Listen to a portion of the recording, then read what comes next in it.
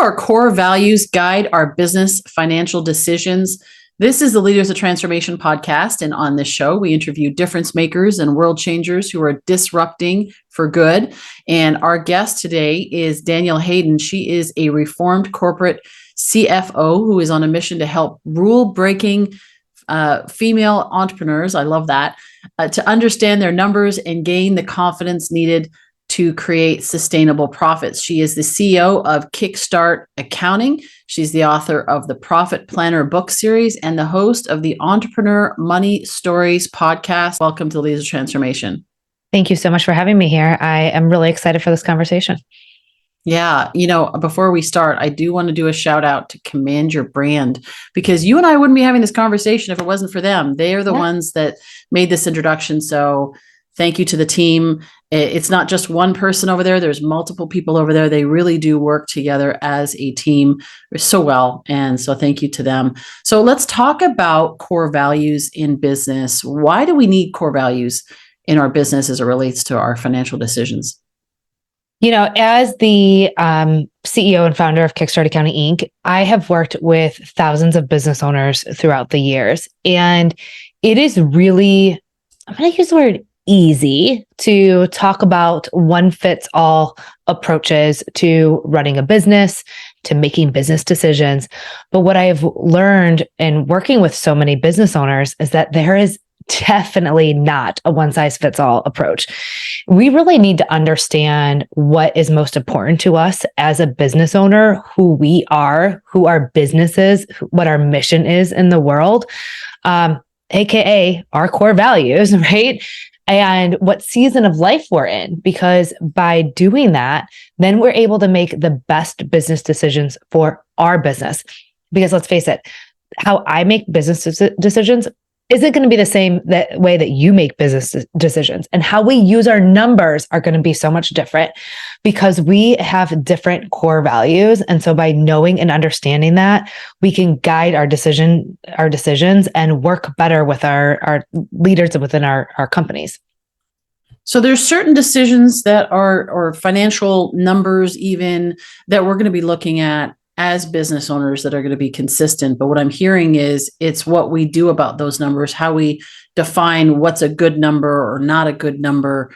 It might be based on our core values. So some values, some numbers we might value or prioritize, or like profit, for example. But, profit in itself, there's so much that goes into that. Talk a little bit about that distinction. So here are the numbers, right, that we need to be looking at.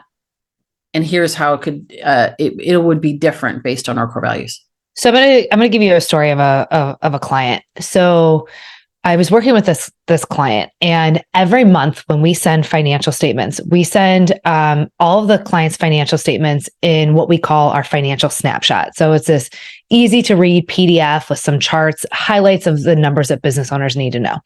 And in this snapshot for this client, every month we kept on saying, hey, your cost of goods sold is high. So we want our businesses, our product-based businesses, to have no more than about 30% of their sales going to cost of goods sold. But in talking to this client each month, we had talked about their core values. And they really, it was important for them to be purchasing local goods. So for them, they were working with local farmers, local small business owners.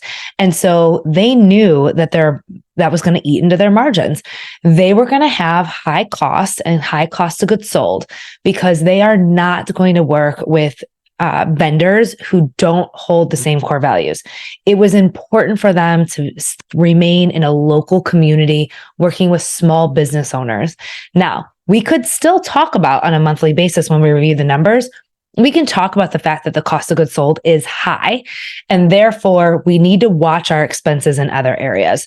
So we might not be able to get as much help, or we might have to spend a little less in advertising and marketing. We might have to be a little bit more intentional about our facility costs, right? We need to really monitor those other expenses because we're honoring the fact that our cost of goods sold is going to be high. So in knowing that, we could just have a more meaningful discussion when we had our or our financial review calls month to month. But knowing what is important to you as a business owner, right? Knowing that client wanted to work with other small business owners allowed for them to be able to make those other business decisions. So how do we identify those core values? Oh, that's a journey. So I can walk through what we did at Kickstart, because I think that this isn't a one type fits all on a one-time journey, right? So when I had first started out at Kickstart, I was a solopreneur. It was me, and I didn't understand how big of an opportunity we had by helping business owners understand their numbers, by getting them access to this information, right? So my core values early on were very similar to other accounting firms in the area, right? Because I didn't know yet how unique what I was doing and who I was going to serve yet. I made sure I had core values from day one, but they were very different. They were things like innovation and trust and respect, right? They weren't really tied to who I was yet as a business owner, because I was still a bitty baby, right? So if you're somebody who's just starting out, I don't want you to skip over this exercise thinking I'm too small for this. I'm not there yet. I'm not as big. I'm not ready for it. I had core values from day one. But as I learned the opportunities in my business, as I decided who I was as a business owner, so I decided that I was going to hire a team of women accountants to help me in my business. So I had created a framework on how we do bookkeeping, how we present financial statements, and I trained my team on how to use my framework. And I knew that I wanted to have a team of accountants who could make a bigger purpose. I knew during those years of high growth that I was going to spend a little bit less time with my kids. I was going to spend a little bit less time at home. I was going to spend more time traveling, speaking, being really intentional. And during that time, I was able to refine my core values. So the core values that we have today, this is actually iteration number 3. And because it's really important for me that I hire women, I give women an opportunity in a male-dominated field, it's really important to me that I'm able to help small business owners. So the business owner who goes to their local tax accountant and isn't getting their time and attention because they're, air quote, too small. I want to help that person. So my core values look very different today because I know who I'm helping. Does that make sense? Is that helpful? Yes, absolutely. And I think that's also very freeing, because sometimes we think we have to get it all right. I work with a lot of small entrepreneurs as well as established businesses. And the difference is that when you're working with people that are starting out, and especially even those that come from big business that are now starting their own thing, they think they need to get everything right out of the gate. And it's you're never going to get it all right out of the gate, because you don't know until you're in it. Right. And so I love that you are on iteration number 3, and you're honing your values, just like we hone our ideal client. And that's what you were doing, right? It's like, I hone this, and then I'm honing this, both sides of this, and they actually integrate together. I love that.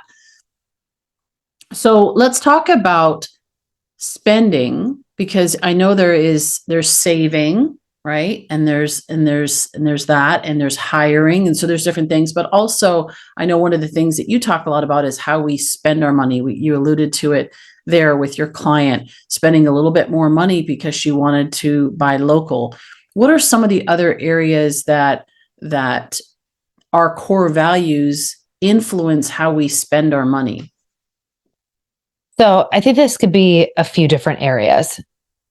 One, I think we need to respect the season of our life that we're in, because our life has seasons, and we need to be really intentional about what we're looking for, like what is going to be our role in our business, and what do we want out of our business each year, right? And that's why during this goal setting journey that most business owners go on.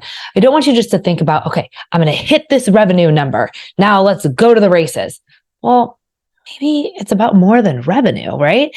It's also about, what is my intention for this year? Do I want high growth? Like, is this a year that I want high growth? Because if I want hockey stick growth, that means I'm going to have to put a lot of my time, my energy, and my resources to be able to achieve that. I need to have the money ready, and I need to have the money mindset prepared to spend money. So we had a client a few years ago. She actually had originally came to us and she said, Danielle, teach me how to run my business at a loss. I'm like, okay, Jenna, odd request, but I'll accept the challenge. So we did what we call a catch up, and we put all of her transactions into QuickBooks for the year. It was a fall when we did this, so October, November timeframe. So we get all of her transactions into the system, and then we do a financial review call at the end of this catch up process. And I said, all right, Jenna, we got good news and bad news. The good news is you are profitable, and you do not have to teach you how to operate your business at a loss. The bad news is that it's November and we don't have enough time to make, any changes to strategy before the tax season. However, what she realized when working together is that she was misclassifying the owner's draws. So she was commingling her business and personal expenses, and she was taking draws. And so she thought, because she had no cash, that her business was losing money. Now, why this story is important is because Jenna's mindset was very limited when she came to us. And once she understood that she was actually profitable, her entire mindset changed. She, the next year, wanted that hockey stick growth. So she was spending money on traveling, and advertising, marketing. She had hired some contractors, some operations team members to help her support the growth. Like, she was spending money to support the hockey stick growth that she was looking for. Now, about a year after that, she changed, right? Like, because we change, we're human, we're all part of this human experience. And she wanted to buy a home. And so we had to change the goals and priorities. So she needed to change the way that she spent money in her business. So taking salary as an S corp, bringing home owner's draws became really important for her, because she needed to buy a home. She actually needed to care for her aging mother. So she needed to have a home that was able to house both her and her mom, so that she could care for her aging mother. And as she spent money differently, she could support saving for a home. And she also needed support in her business. So she knew that she needed to spend money on team members so that she could care for her mother. See how our spending can change as we change the season of our life. And by being super intentional, it can help attach to the core values and change the way we spend money. Well, and I think about the distinction between personal and business finance. A lot of times we keep that so separate, right? It's like, oh, well, in business, my financial goals need to be grow revenue, reduce cost, and all those standard things, and how you're intermingling it, not the purchasing, but the intermingling it of your values and priorities, because you are the business owner and there are some, different priorities that you're going to have at different times in your life. I love that. And you mentioned the word mindset, which is something I wanted to ask you about. I know mindset is so important. I talk a lot about that with my clients, and, everybody wants to grow their business and do these great things, but what holds them back oftentimes from actually doing that is their mindset and their beliefs around, let's talk about money specifically, their beliefs around money, their worthiness, and all of that. So talk about how you mentioned about your client there, who her mindset shifted when she realized she had a profitable business. How do you help business owners to shift their mindset around their finances even before they are actually at that point of saying, oh, I'm already profitable? Yeah. So I think that this is a lot of work for the business owner to go through. And it's really interesting because when I started this business 9 years ago, when I came from corporate, when people would talk to me about mindset, I was like, what are you talking about? All right. Like, this is business decisions. What's the data say? Let's move on. Okay. It took me a while to understand what we don't compartmentalize. Like, there's not life before entrepreneurship and then life after. We are taking all the stories, our parents, our grandparents, teachers, our friends, social media, the TV shows that we watch. We're taking all of those stories into entrepreneurship with us. Now, nothing drives me nuts more than an Instagram reel or a TikTok video that is shaming women about our spending. One of my favorite ones is this husband and wife that the wife, is making fun of herself that her husband put her on a budget, and 10 minutes later, she's running to Target to blow their budget. Like, the subconscious programming that comes with reels like that, the subconscious programming around the television shows that we watch. This is all, it's really taking an impact, right? It's hurting us as business diminishing owners. us. Yeah. Yes. Thank you. Diminishing us. Because then we come into business, and I can't tell you how often clients will say to me, all right, Danielle, where do I cut? And I'm like, cut what? You're not spending anything. How about where do you spend? You know what I mean? Because we think that the only way to profitability is to cut expenses. Well, it's keeping us small. That's why we have small businesses. We need to spend money. We need to invest. We need to hire help. We need to get the software that's going to allow us to work with ease. We need to find the coach that's going to help us get to the next level, right? We need to invest in order for us to be able to grow our businesses. So our money mindset is first just understanding what's going on and be able to look at it with fresh eyes. Trust me, none of you are going to be able to see an Instagram reel like that and not think about this conversation again. I'm sorry. Well, yeah, and when you talk about where to cut costs, it's interesting because we look at how much it's like you can't save your way to wealth. And that's what you're talking about. You can't save your way to growing a business. I mean, I've tried. It doesn't work. Yeah. And I mean, I'm Dutch, half Dutch, and so we're frugal by nature. And yet at the same time, you've got to invest, which is anything. You got to invest in a relationship if you want that relationship to flourish. And a business is a relationship in a way, right? With your customers and with your team and all of that.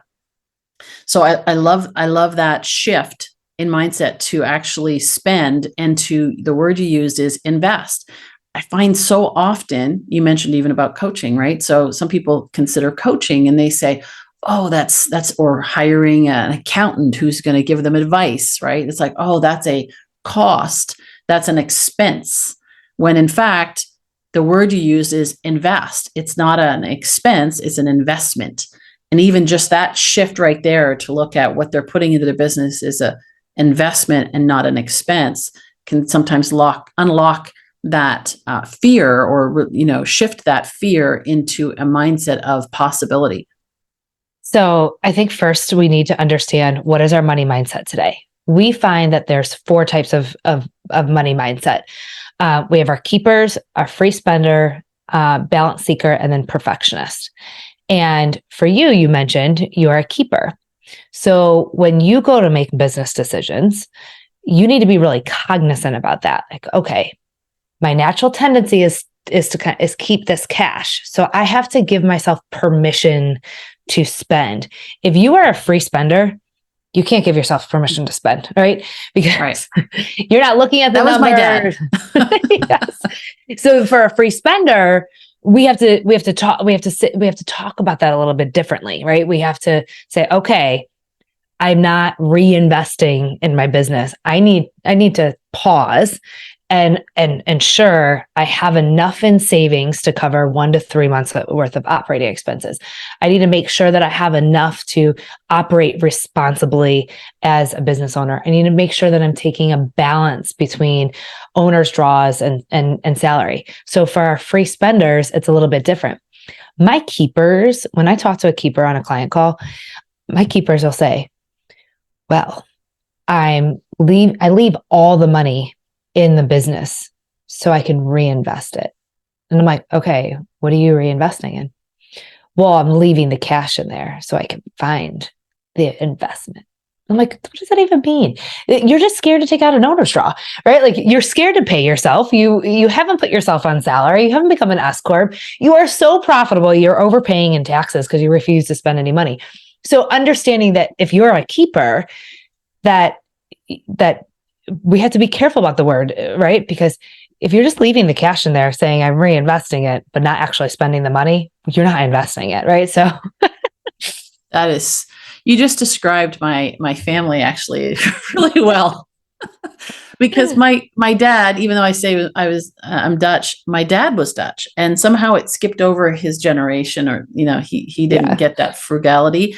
He got the I don't know, let's do it and let's figure out how to clean up the mess later, which was generally my mother who was cleaning up the mess later. And so when you talk about mindsets, watching that as a kid, he could make money, but he could spend it faster even than he could make it, or at least certainly as quickly.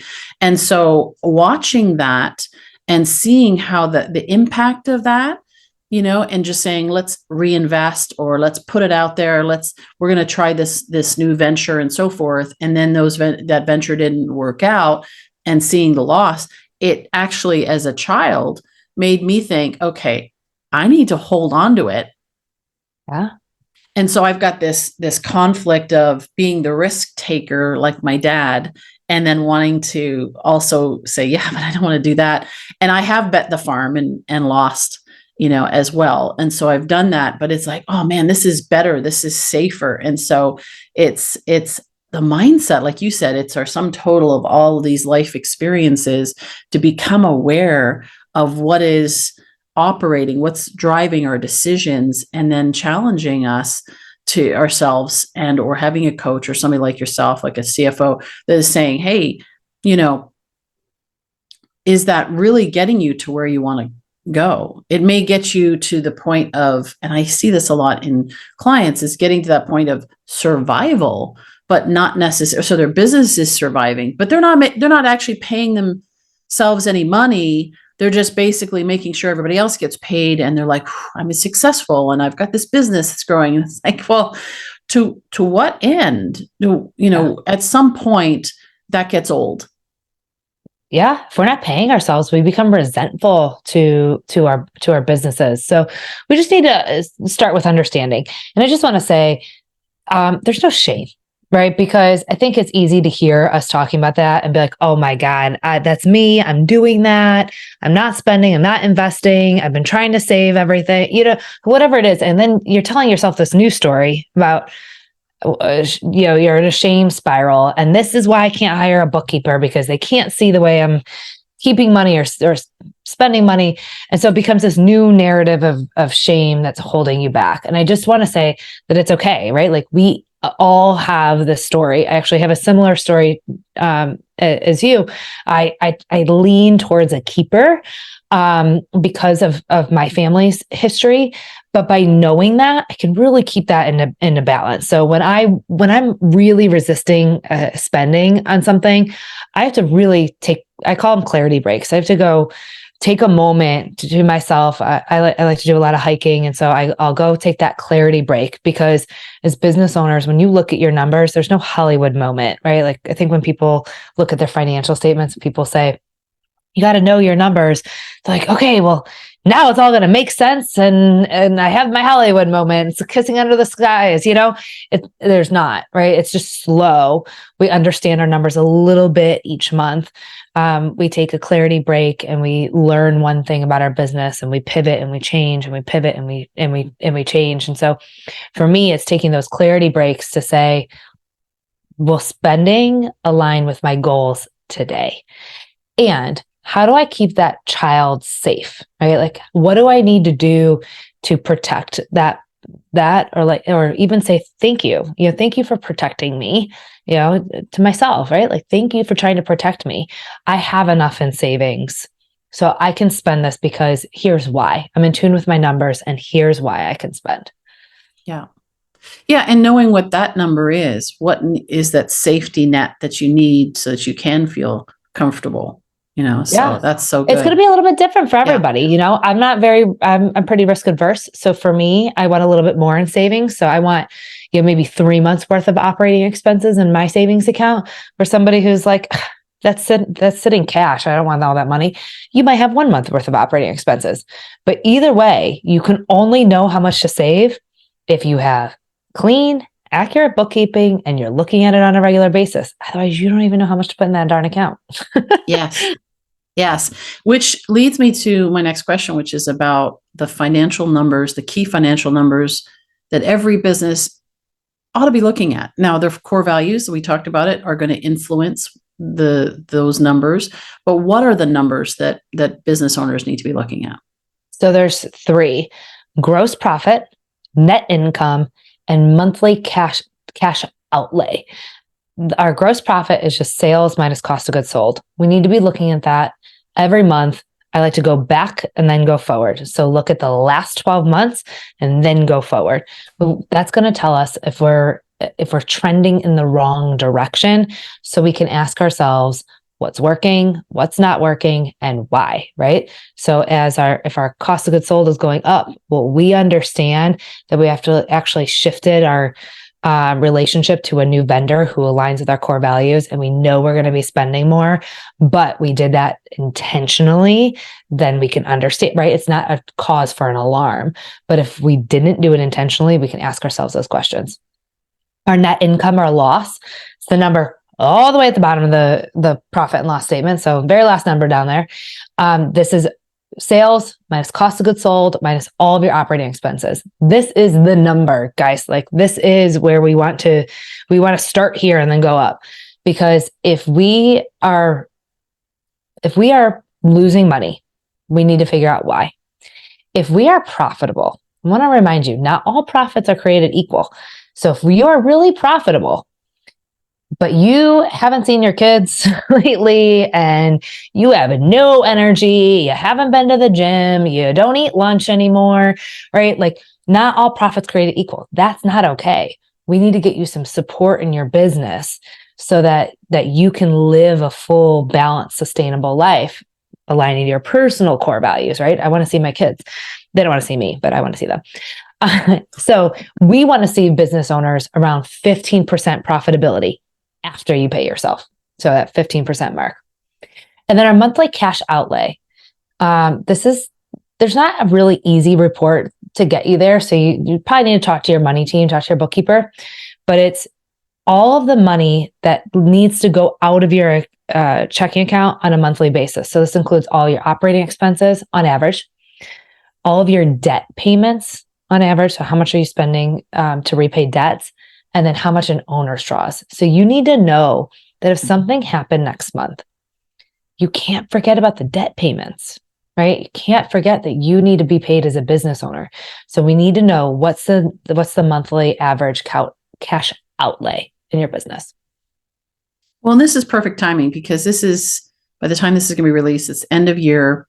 People are looking at their new year, their goals, and setting goals with intention, looking at these numbers, knowing where they're at, and saying, okay, so based on what I would like to see, based on my values, this is where we need to be, so that bottom number is where it needs to be. And it's so funny, because you'll hear, I'm sure you have a lot of times, people will come to you and they'll be like, oh, our business is so profitable and so successful, and we're growing, and our revenue is da da da da. And then you look at the bottom number, and like, I remember a client once who I ran the numbers. He didn't know his numbers. And so I said, well, we need to get somebody in to figure that out. And so he had been in business for 4 years and just growing like crazy. He was a general contractor. And when I ran the numbers, he had somebody do the numbers. And then I looked at them. I said, so congratulations, you are paying your clients to work. And he was working about 105 hours a week. And I said, you are paying your clients to work. He said, what do you mean? I said, well, just look at the numbers. And it's like, sometimes we need to just have that reality check to say, you know what? There's a reason why you're getting every bid. It's because you're your prices are too low. You're not factoring in the true cost for the job. And so he was literally losing money, but he was making good time, like he was working really hard.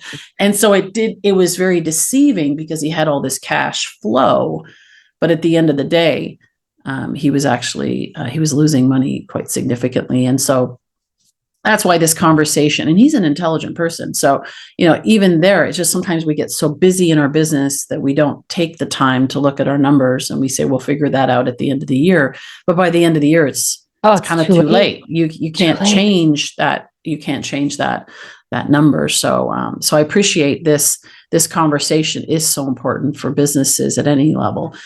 So talk about the kind of clients that you work with specifically for your company. And I know you also have a free gift for us as well, for our listeners. Yeah. So we work with business owners who are in growth mode, who are ready to take the blinders off, right? They are ready to start looking at their numbers. They're ready to use them to make business decisions. They are ready to start paying themselves, hiring the right people. I was shocked when I started this business and realized that people were just doing bookkeeping for their taxes. They would wait till the end of the year, do their books for their taxes, and then forget about it. And I said, no more. That's what we're changing. Successful CEOs, successful businesses, they are looking at the numbers on a regular basis. When I worked in corporate, when I was the CFO, we looked at the numbers every single month. My CEO was only able to grow that business because he had access to the numbers. And so we work with the business owners who want access to the numbers so that they can finally manage their business, right? Not wait till tax time. We're not running our business to pay taxes. We're not running our businesses to avoid taxes. We are intentional about creating healthy, sustainable, profitable businesses that we want to be around for the long haul. So managing our businesses. And then, yes, if you go to kickstartaccountinginc.com/gift, we have 2 handouts there. It's kind of a choose your own adventure. You can download our tax deductions worksheet. So I want to make sure that we are including the expenses that we deserve on our tax return. So you can download that. And if you are not paying yourself today, but you don't know where to start, there's also a worksheet on there to determine how to pay yourself and get started. So really good stuff for business owners. That is perfect. And I love your distinction there.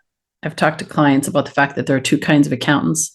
Right? There's the ones that report on what happened, and then the ones that, like what you're talking about, that actually help you to plan ahead and to strategically put your business in a position where you can pay less taxes legitimately, that you can grow and profit. So that is awesome. And the other thing you just mentioned in one of the gifts that you have for our listeners is paying yourself. And so often this is something that I was alluding to earlier, that business owners don't do that.